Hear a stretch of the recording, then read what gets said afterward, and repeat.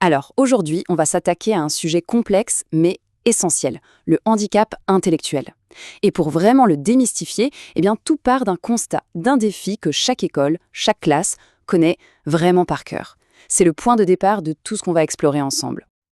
Et voilà, on y est. Le cœur du problème, c'est ça. D'un côté, on a l'âge sur le papier, l'âge chronologique, celui du calendrier, et de l'autre, on a l'âge de développement, l'âge réel si on veut. Le truc, c'est que quand il y a un décalage entre les deux, c'est là que tout se complique. Un véritable monde de différences s'ouvre au sein du même classe. Et attention, cette différence, elle n'est pas juste une question de maturité, hein, pas du tout. Ça touche à tout, la manière de penser, de ressentir les choses, d'apprendre. C'est un vrai casse-tête, cette hétérogénéité. Alors forcément, face à ce grand mélange, il a fallu trouver des solutions, mettre en place des outils pour pouvoir s'adapter. Et cette solution, c'est une sorte de cadre, de grille de lecture, pour y voir plus clair dans toute cette diversité. Le système éducatif a mis en place une organisation, une classification par type. L'idée, c'est de regrouper les besoins similaires pour pouvoir proposer une aide qui soit vraiment, mais alors vraiment, sur mesure. Et quand on regarde cette classification, on se rend compte à quel point elle est large. Ça couvre un spectre immense. On y trouve les défis physiques, sensoriels, comme les problèmes de vue ou d'audition. Mais ça va jusqu'aux troubles du comportement ou aux difficultés d'apprentissage plus générales. C'est vraiment un panorama complet de tous les besoins spécifiques qu'on peut rencontrer. Bon, maintenant que le cadre est posé, on va faire un focus, un vrai zoom sur une catégorie bien précise, le type 1. C'est celui qui nous intéresse aujourd'hui, celui qui correspond aux troubles légers du développement intellectuel. Alors allons voir ce que ça cache, ce que ça signifie concrètement. Justement, concrètement, ça veut dire quoi? Pour avoir une définition claire, officielle, on se tourne vers le DSM-5, c'est la référence en la matière. Et ce manuel, il pose 3 critères bien précis, 3 conditions à remplir pour pouvoir parler de handicap intellectuel. Alors, ces 3 critères, quels sont-ils? Le premier, c'est tout ce qui est intellectuel, le raisonnement, la résolution de problèmes, la pensée abstraite. Le deuxième, c'est le côté adaptatif, le côté pratique, comment on se débrouille au quotidien, l'autonomie, les relations avec les autres. Et enfin, le troisième critère, c'est le moment où ça apparaît. Il faut que ces difficultés se manifestent pendant la période de développement, donc pendant l'enfance. Et attention, il faut cocher les 3 cases, hein, pas une, pas deux, mais bien les 3. Et là, ça soulève une question qu'on entend tout le temps.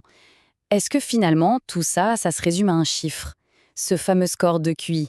Est-ce que c'est vraiment ça qui va déterminer si le handicap est léger, modéré ou sévère?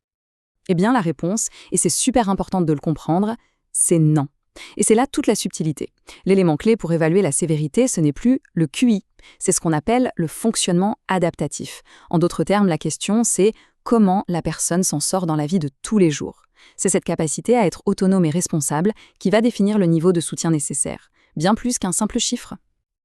D'accord, mais alors ce niveau léger, ça ressemble à quoi dans la vraie vie?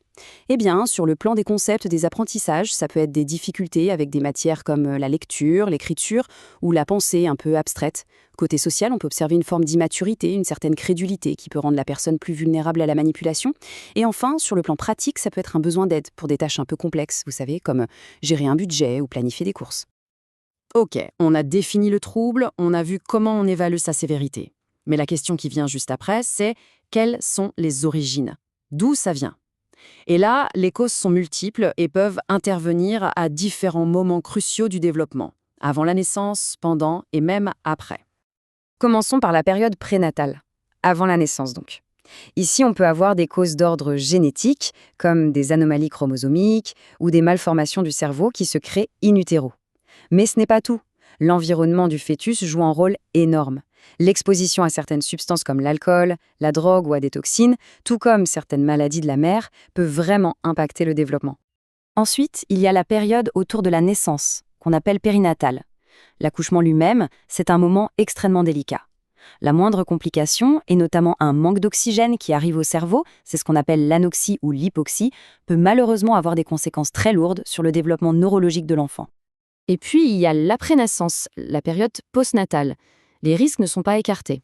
Un accident, comme un traumatisme crânien, une infection sévère comme une méningite, ou encore une intoxication.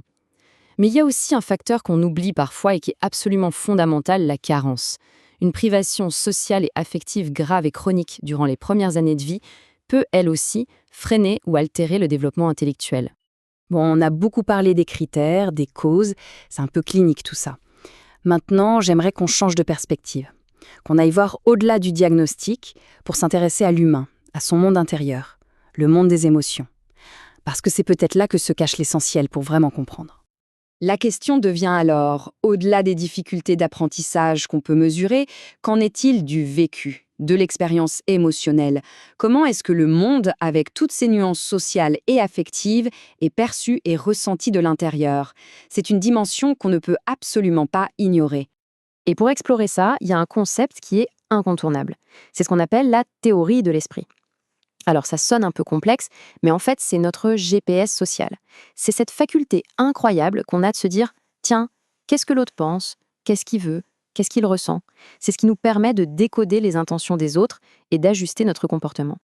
Et pour les personnes avec un handicap intellectuel, c'est souvent sur ce terrain-là que les défis sont les plus grands. On peut identifier 3 niveaux de difficulté. D'abord, exprimer ses propres émotions, trouver les bons mots.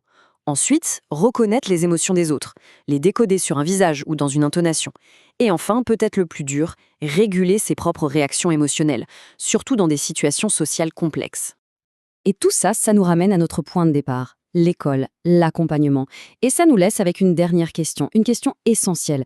Si on prend vraiment en compte ce monde émotionnel, si on comprend ces défis-là, en quoi est-ce que ça peut changer, mais alors radicalement changer, notre façon d'enseigner, notre façon d'être avec ses élèves? La réponse à cette question, c'est peut-être ça, la clé d'une pédagogie qui a vraiment du sens.